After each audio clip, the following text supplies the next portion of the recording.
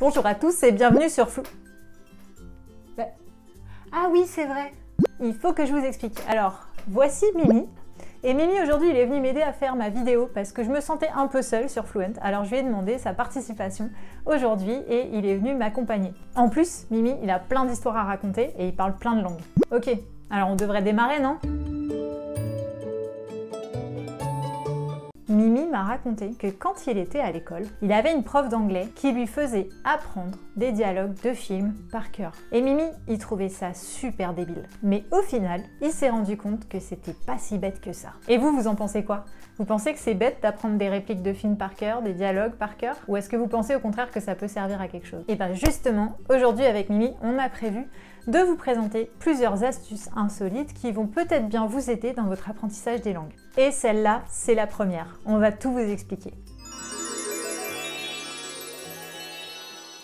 Alors pourquoi apprendre des phrases entières par cœur si on ne les comprend pas ? Peut-être que ça peut paraître stupide au premier abord, pas vrai Mimi ?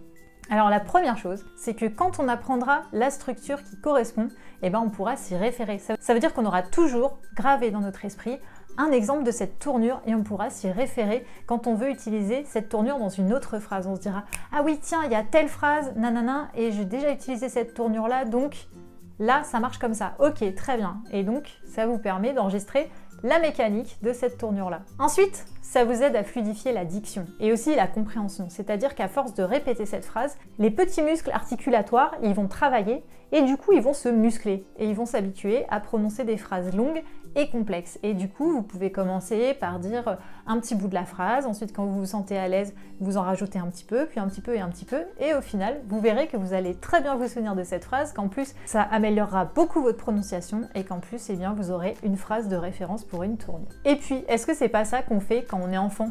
On apprend des bouts de phrases par cœur. Parfois, on sait pas ce que ça veut dire, mais pourtant, on les dit quand même. Je me souviens d'une fois, mais je m'en souviens pas. Je fais toujours ça. Quand on est enfant, on apprend des bouts de phrases, donc on connaît pas toujours la signification, mais on les répète quand même en boucle, ça arrive assez fréquemment, et puis finalement, ensuite quelqu'un nous dit « Mais tu sais ce que ça veut dire ça ?» Bah non, ou alors on fait croire qu'on sait ce que ça veut dire, et en fait on sait pas. Mais c'est comme ça, néanmoins, qu'on apprend quand on est enfant. Alors pourquoi pas reproduire l'expérience. Mimi, tu fais quoi ? Ah. Et tu comprends tout ? Et du coup, tu traduis les mots que tu comprends pas ? Non ? Et ce que fait Mimi, encore une fois, c'est peut-être pas complètement idiot. À votre avis, pourquoi ? Astuce numéro 2, ne pas systématiquement chercher un mot dans le dictionnaire.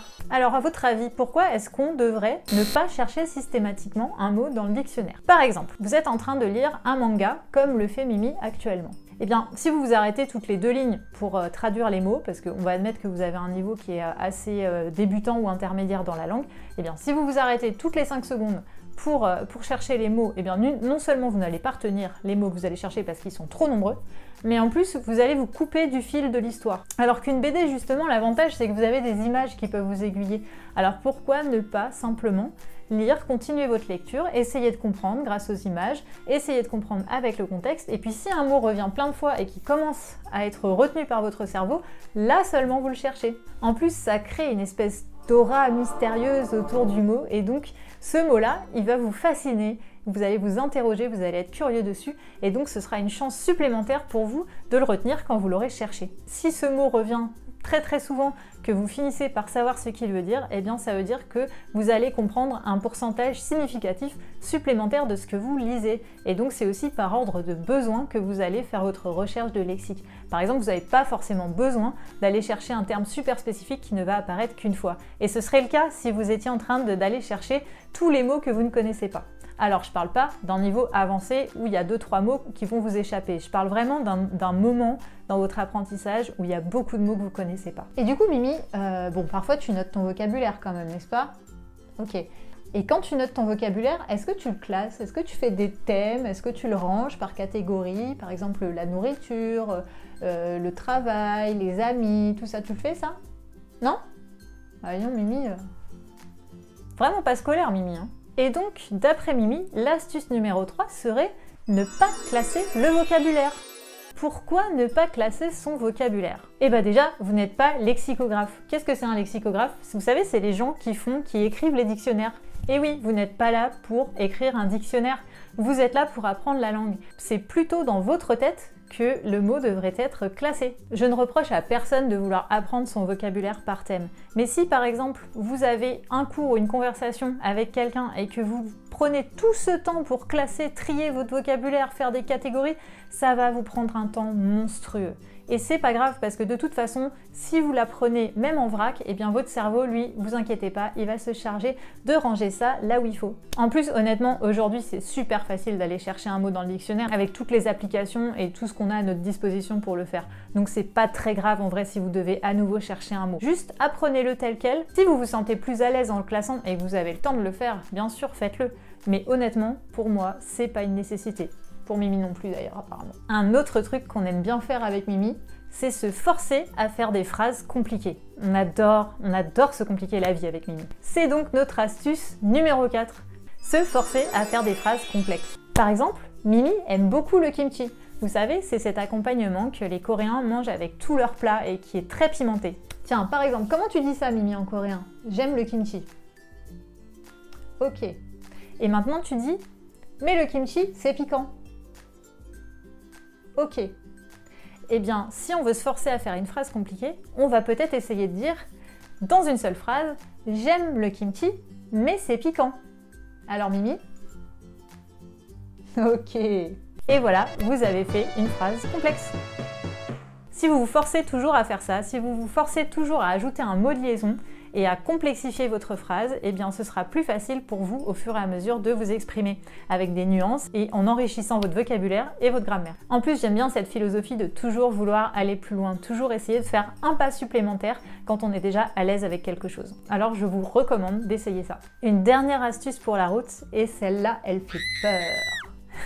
Mais non, n'ayez pas peur. Eh bien, cette astuce numéro 5, elle consiste à demander de temps en temps au locuteur natif de parler à vitesse réelle. Et ça a deux gros avantages. Le premier, ça va être d'habituer le cerveau au débit naturel de la langue. C'est vrai que nous, apprenants, souvent on nous parle lentement. Nos professeurs nous parlent lentement pour qu'on comprenne ce qu'ils disent, ou en général, même les natifs, ils ont un débit quand même très réduit par rapport à leur débit habituel de parole. Donc, l'avantage premier de cette technique, eh bien, ça va être d'habituer le cerveau au débit naturel de la langue. Et en plus, ça va aussi renforcer votre tolérance à l'ambiguïté, c'est-à-dire que vous allez essayer de saisir ce qui est dit sans pour autant décrocher de la conversation, d'essayer de comprendre aussi par le contexte s'il y a des choses que vous n'avez pas saisies, et aussi de lâcher prise et d'être détendu, parce que quand on est stressé et qu'on se dit je veux comprendre, et bien finalement on est trop concentré sur la métalangue et on comprend plus rien.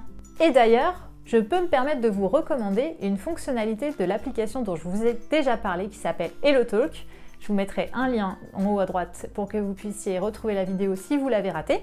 Et sur HelloTalk, ce qui peut se faire, c'est que vous pouvez envoyer et recevoir des notes vocales. Et si jamais vous ne comprenez pas ce qui est dit dans cette note vocale, vous pouvez la transcrire à l'écrit. Donc essayez peut-être de l'écouter un certain nombre de fois, d'essayer de comprendre déjà. Il faut toujours faire cette gymnastique en premier lieu avant d'avoir la réponse. Et puis ensuite, eh bien, vous tapez sur transcription et là, vous aurez la note vocale à l'écrit. Et ben voilà Mimi, on a tout dit, on a donné nos 5 astuces. J'espère que tu t'es bien amusé à faire cette vidéo avec moi et j'espère que tu reviendras parce qu'on s'est bien amusé aujourd'hui.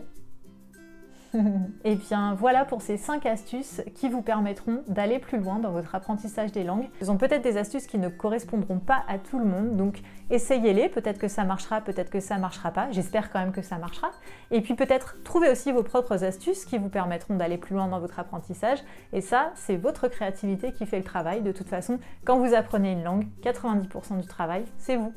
J'espère que cette vidéo vous a plu. Si c'est le cas, vous pouvez la liker, la partager, vous abonner, activer les notifications, nous suivre sur les réseaux sociaux et on vous dit à la semaine prochaine pour une nouvelle vidéo.